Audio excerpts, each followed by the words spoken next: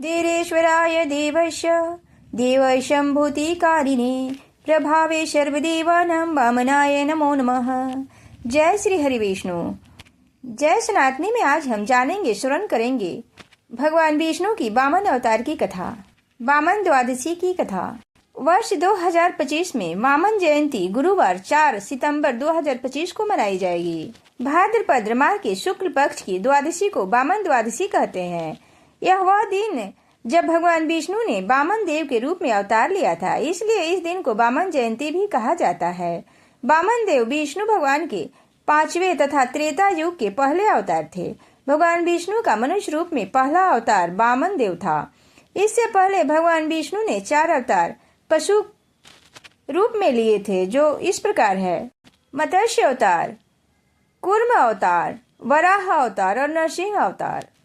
भगवान विष्णु ने वामन अवतार में एक बौने ब्राह्मण का रूप लिया था।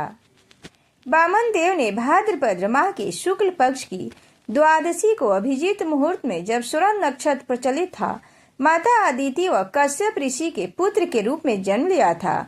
वह आदित्यों में 12वें थे।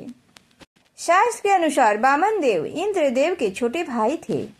अगर यह वीडियो पसंद आए तो चैनल को सब्सक्राइब और वीडियो को लाइक शेयर अवश्य करें। एक कमेंट करके अपना सुझाव भी दें। भगवान वामन की मूर्ति के समक्ष 52 पेड़ तथा 52 दक्षिणा रखकर पूजन किया जाता है। भगवान वामन को भोग लगाकर दही, चावल, चीनी, शरबत तथा दक्षिणा ब्राह्मण को दान करके व्रत का पालन करते हैं। इस दिन उजमन व्रत समाप्ति उत्सव भी करते हैं। उजमन में ब्राह्मणों को एक माला, 2 गौमुखी कमंडल, लाठी, आसन, गीता, फल, छाता, खड़ाऊ तथा दक्षिणा देते हैं। इस व्रत को करने से स्वर्ग की प्राप्ति होती है। अब जान लेते हैं भगवान विष्णु की वामन अवतार की कथा। भागवत पुराण के अनुसार देवराज इंद्र को स्वर्ग पर दोबारा अधिकार प्राप्त कराने के लिए भगवान विष्णु ने वामन अवतार लिया था। विष्णु जी ने ऋषि कश्यप देव माता अदिति के पुत्र बनकर एक बौने ब्राह्मण के रूप में जन्म लिया था। शास्त्र के अनुसार असुर राज बलि ने अपने तपोबल व पराक्रम से तीनों लोकों पर अधिकार कर लिया था। निराश देवराज इंद्र ने स्वर्ग पर पुनः अधिकार पाने के लिए भगवान विष्णु से प्रार्थना की, जिसके बाद विष्णु भगवान ने इंद्र की प्रार्थना स्वीकार करते हुए वामन अवतार लिया। शास्त्र के अनुसार एक बार जब देवताओं और दैत्यों के बीच युद्ध हुआ तो सभी दैत्य हार गए। इंद्रदेव ने दैत्यराज बलि पर प्रहार किया और बलि घायल भी हो गया। उस समय दैत्यों के गुरु कहे जाने वाले शुक्राचार्य जी ने संजीवनी विद्या के बल पर दैत्यराज बलि व अन्य मृत दैत्यों को जीवित कर दिया। यही नहीं, दैत्यों को और बलशाली बनाने के लिए शुक्राचार्य जी ने एक विशाल यज्ञ कर दिया। अग्निदेव को प्रसन्न किया और वरदान में रथ, वान और अमेध कवच हासिल कर लिया। बल मिलने के बाद दैत्यों ने अपनी विशाल सेना को युद्ध के लिए मैदान में उतारकर अमरावती पर आक्रमण कर दिया। यही दैत्यों के बढ़ते बल को देखकर देवराज इंद्र भयभीत हो गए। वह यह जानते थे कि अगर दैत्यराज बलि 100 यज्ञ कर लेगा तो वह स्वर्ग जीतने में सक्षम हो जाएगा। इंद्रदेव ने भगवान विष्णु के शरण में गए और मदद की गुहार लगाई। भगवान विष्णु ने इंद्रदेव से कहा कि वह स्वयं वामन रूप में माता अदिति के गर्भ से अवतार लेंगे और सभी समस्याओं का समाधान करेंगे। महर्षि कश्यप के कहने पर माता अदिति पुत्र प्राप्ति की कामना करते हुए उपासना करती हैं, जिसके बाद भगवान विष्णु भाद्रपद मास की शुक्ल पक्ष की द्वादशी तिथि के दिन माता के गर्भ से वामन रूपी अवतार में जन्म लेते हैं।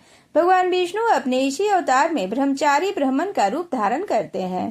पुत्र प्राप्ति के बाद महर्षि कश्यप ऋषियों के साथ मिलकर वामन का उपनयन संस्कार करते हैं। उन्हें सभी ऋषियों से कुछ न कुछ भिक्षा भी मिलती है। भिक्षा लेने के बाद वामन बटुक पिता महर्षि कश्यप से आज्ञा लेकर दैत्यराज बलि के पास जाते हैं।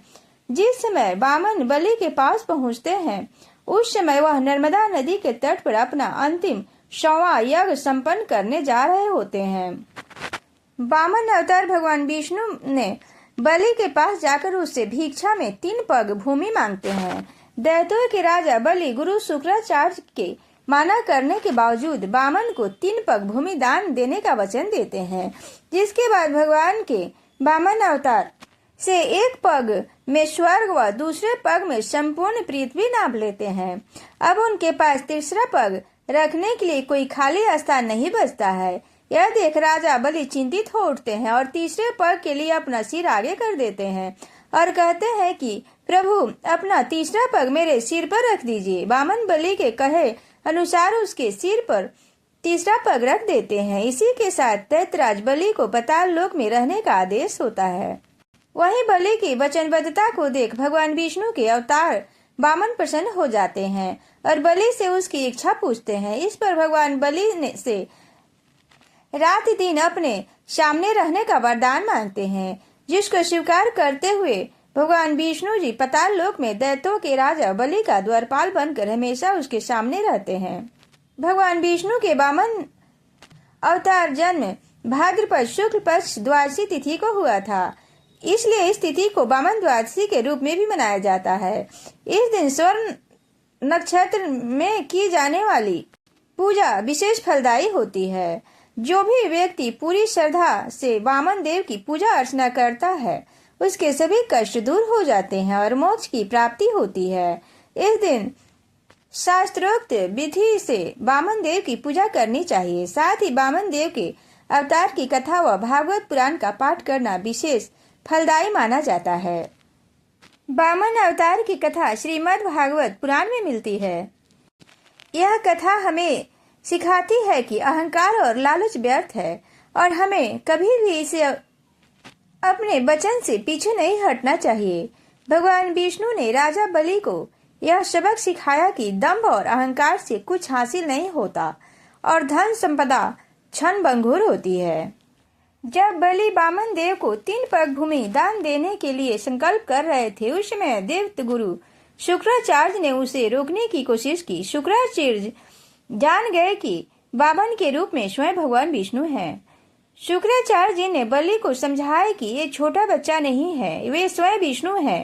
ये तुमसे तुम्हारा राजपाट लेने आए हैं, तुम इन्हें मत दो, इन्हें दान देने से मना कर दो। ये बात सुनकर बलि ने कहा कि अगर ये भगवान हैं और मेरे द्वार पर दान मांगने आए हैं तो भी हमें इन्हें मना नहीं करना चाहिए।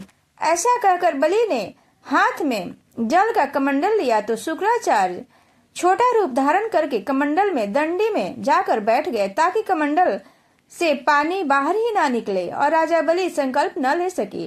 वामन थी एक पतली लकड़ी ली और कमंडल की दंडी में डाल दी, जिससे अंदर बैठे शुक्राचार्य की आंखें फूट गई। वे तुरंत कमंडल से बाहर आ गए और इसके बाद राजा बलि ने वामन देव को 3 पग भूमि दान करने का संकल्प ले लिया। वामन व्रत में वामन देव का बीज मंत्र जाप करना अत्यंत शुभ माना गया है, जैसे ओम वामनाय नमः। इस मंत्र का 108 बार जाप करने से वामन देव प्रसन्न होकर अपनी भक्त की समस्त मनोकामनाएं पूर्ण करते हैं। साथ ही वामन गायत्री मंत्र जो इस प्रकार है, ओम विक्रमाय विद्महे विश्वरूपाय धीमहि तन्नो वामन प्रचोदयात्। इन मंत्रों के जाप से धन संपत्ति की प्राप्ति होती है, शारीरिक और मानसिक बाधाएं दूर होती हैं और जीवन में कुशलता का विकास होता है। भगवान वामन विष्णु के वामन अवतार हैं और उनकी पूजा और से समृद्धि और सफलता मिलती है। कई मंत्र भगवान विष्णु को समर्पित है जो ब्रह्मांड के संरक्षक हैं। जय श्री हरि विष्णु, जय श्री वामन देव।